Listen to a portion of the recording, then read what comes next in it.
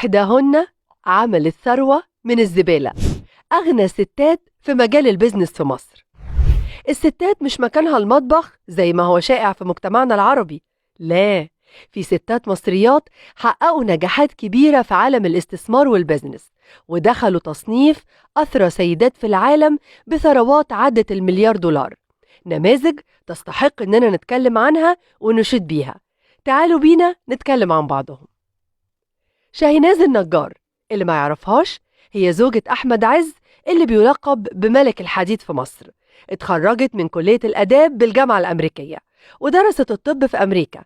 هي أصغر برلمانية بمجلس النواب، وبتمتلك مجموعة من أشهر الفنادق في مصر.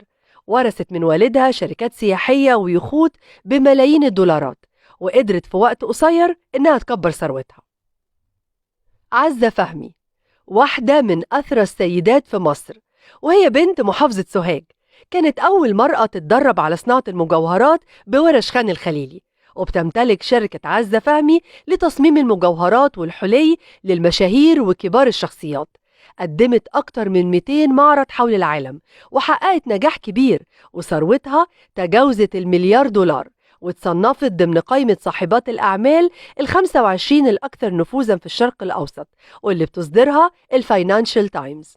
يسرية لوزة، واحدة من أغنى وأشهر سيدات الأعمال في مصر، ابنة أسيوط، وهي أرملة الملياردير المشهور أنس ساويرس، ووالدة نجيب وسميح ساويرس. تخرجت من كلية التجارة جامعة القاهرة، وحصلت على الماجستير في إدارة الأعمال من الجامعة الأمريكية. المفاجأة إن السيدة يسرية حققت ثروتها في البداية من جمع الزبالة. والله زي ما بقول لكم كده، وثروتها قاربت على $1,000,000,000. ياسمين وفريدة خميس، دول بقى بنات رجل الأعمال الشهير فريد خميس، ورثوا منه واحد من أكبر مصانع السجاد في مصر والشرق الأوسط، النساجون الشرقيون، واللي بيمتلك بتاع 800 ألف متر مربع مستودعات متوزعين في مصر وأمريكا والصين. وقدروا يحققوا نجاحات كبيرة للشركة، ووصلت ثروتهم بحسب آخر إحصاء عام 2019 $645,000,000.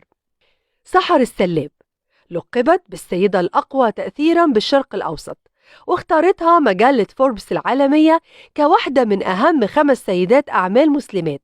هي أول سيدة تعمل بمنصب نائب رئيس مجلس إدارة بنك، وقدرت تضاعف ثروتها اللي بتقدر بملايين الدولارات في وقت قصير. منى ذو الفقار، هي بنت الفنان الكبير صلاح ذو الفقار، وصنفت ضمن أقوى 100 سيدة حول العالم.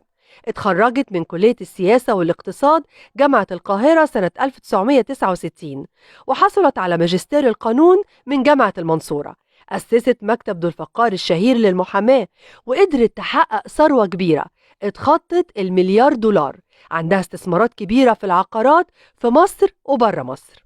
باكينام كفافي، صنفت برضو ضمن أقوى 100 سيدة أعمال في الشرق الأوسط، وحصلت على بكالوريوس الاقتصاد والعلوم السياسية من جامعة القاهرة، وبدأت شغلها في مجموعة هرمس المالية الشهيرة، وقدرت تثبت نفسها في وقت قصير، ووصلت لمنصب نائب رئيس المجموعة، وتلقبت بأفضل مدير تنفيذي في مجال الطاقة.